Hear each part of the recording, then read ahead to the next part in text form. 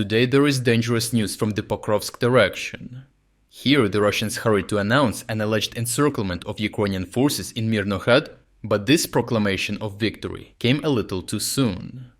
Ukrainian special forces have just conducted one of the most extensive clearing operations around the town, eliminating Russian infiltrators and keeping the supply routes secured.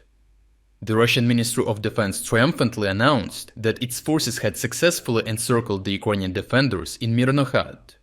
According to Russian state media, troops advancing from Rodynske had captured the settlement, and with Russian infiltration groups penetrating deep in Pokrovsk, they had allegedly cut off all supply roads and placed Ukrainian logistics under fire control. Russian Chief of General Staff Valery Gerasimov even reported to President Putin that the encirclement of Myrnohrad and partial encirclement of Pokrovsk had been achieved. Russian military analysts celebrated this as the first major non-traditional assault successfully carried out under conditions of Ukrainian drone dominance. They praised their infiltration tactics, calling them a systematic and precise operation that forced Ukrainian drone operators to retreat far enough to stop being effective. But even in their triumphalist rhetoric, contradictions abounded. Russian analysts claimed that while Ukraine's elite brigades had supposedly escaped from the encirclement, the remaining troops would still be difficult to eliminate as Ukrainian drones continued to supply them. At the same time, they alleged that Ukrainian drone operators were pushed away, a claim immediately disproven by their own soldiers. A video filmed by Russian troops in Pokrovsk showed the sky swarming with Ukrainian drones, more than a dozen visible at once, hovering and hunting for targets. Within hours of the Russian claim, Ukrainian drone operators released geolocated footage of how Ukrainian units are actively clearing Russian infiltrators from Rodynske, obviously spoiling an encirclement that never materialized. Although small Russian assault groups had indeed reached the outskirts and briefly entrenched in several abandoned houses, they never managed to dig in. A Ukrainian BTR-4E armored vehicle from the 14th Chervona-Kalina Brigade entered the settlement under the cover of reconnaissance drones, identified enemy positions, and opened fire with its 30mm cannon. It pursued the infiltrators through several streets until all were eliminated, sparing Ukrainian infantry in the settlement the trouble of clearing the Russians out themselves, before safely withdrawing to rear positions before Russian drone units could respond and target the vehicle. The brigade later confirmed that Rodynske remained under Ukrainian control and that cleanup operations were continuing. This exposed the Russian announcement for what it was, another premature declaration meant to please political leadership rather than reflect battlefield truth. Meanwhile, the fight inside Pokrovsk itself took a dramatic turn.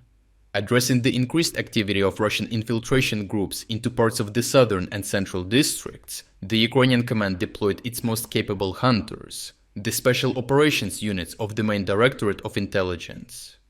Acting on the direct orders of General Kirilo Budanov, special forces arrived to coordinate with regular Ukrainian brigades and begin counter-sabotage sweeps across the embattled town. Within the first hours, they captured several Russian operatives, including members of Russia's own main Directorate of the Armed Forces, highlighting just how valuable this access is to the enemy command. Drone footage soon surfaced showing a Ukrainian operator camouflaged among trees and ambushing a lone Russian soldier advancing down a local road. The encounter ended swiftly with the elimination of the Russian, showcasing the close-quarters nature of combat in the area and how Russian soldiers are told the same lies of the town's capture, resulting in zero tactical awareness of Ukrainian soldiers still controlling Pokrovsk.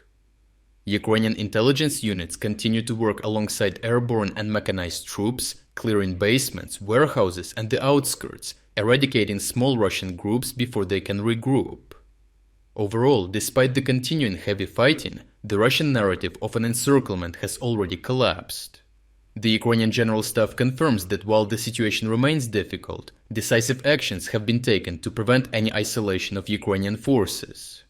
Once again, Russia's generals appear to have oversold their progress to the Kremlin, but Ukrainian elite units are dismantling those illusions. With the tightening of the defensive perimeter, the supposed Russian encirclement has turned into another failure for Putin's generals. If you would like to explore other key developments today that we couldn't cover in this video, make sure to visit our interactive news map. The base map is completely free to use, so even with a free membership you can follow the Frontline updates daily and preview the latest news and combat footage. More importantly, the map lets you see exactly where the most significant events are unfolding, giving you a complete overview of the global situation in just 5 minutes a day. The link to our interactive map is in the description below. Thank you for watching this update, and a special thanks to everyone already following our interactive map.